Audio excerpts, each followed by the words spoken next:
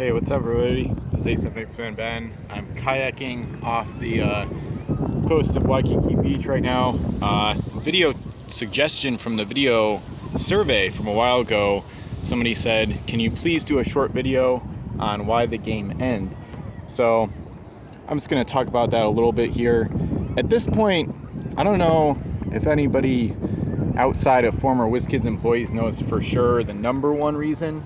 Lately, I've been talking about the Wizards of the Coast patent number 7201374 that Wizards of the Coast still owns, that expires in 2023.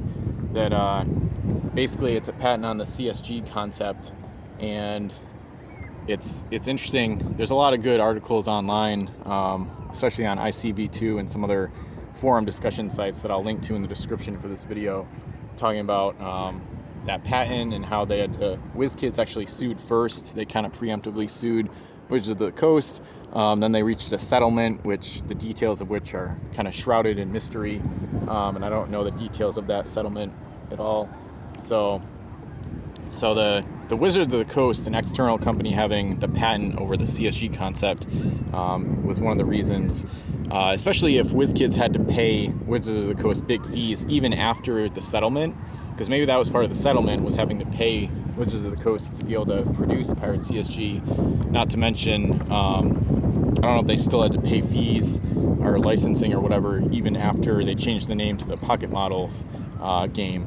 Pirates of the Cursed Seas Pocket Models rather than Pirates Constructible Strategy Game. But all that said, I don't want this recency bias of talking about all the patent stuff to overshadow what we all know happened in 2008 with the Great Recession, where hundreds of businesses had to close and Top shut down Wizkids. There was a huge drop in entertainment spending and board game spending by the public in general, of course. So that's still definitely one of the biggest reasons, and maybe is still the biggest reason. I know when I talked to Mike Selinker on podcast number 42, and then Tiffany O'Brien on podcast number 45, they both said that that the Great Recession and the economic effects of the time back in 2008 were kind of the biggest, or one of the biggest reasons for the game going out of print. So those would be the two biggest reasons as far as I'm concerned. I know probably a while back, not recently, but I used to think that the fantasy elements were part of the reason for the decline, introducing sea monsters and the pokey ships, and even to a lesser extent like the reverse power creep, where Revolution, like almost any fleet from Revolution can destroy any fleet from Fire and Steel just because of how bad the reverse power creep got, with the sets getting less playable over time.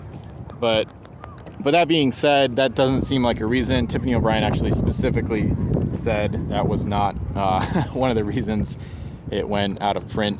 So the biggest reasons being the patent, which is something I want to do more research on to try to figure out if Wizkids had to pay Wizards of the Coast for like licensing, or if they still had to pay them after the settlement that was reached, I think in 2008.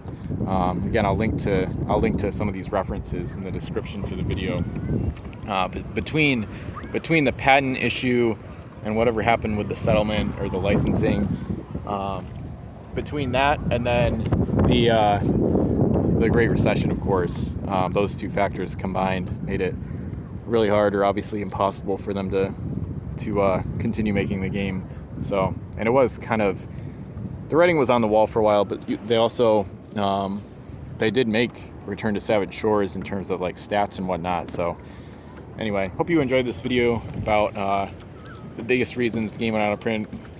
Highly encourage more feedback on this, especially if you happen to know anything about the licensing or whether or not Wizkids had to pay fees, things like that. Of course, the people who would know might be sworn to secrecy, but any additional information is always good, of course. So, question of the day. I think I've already asked, like, what do you think is the biggest reason for the game going out of print? But I guess, what is your opinion on the whole patent issue with like the licensing, things like that? And do you think Wizkids was still paying Wizards of the Coast to to release the game and to make the game even after the settlement that was reached that we don't really have details on. So anyway, feel free to do more research. I'll leave links in the description below. Leave a like, comment, subscribe, and I'll see you in the next video.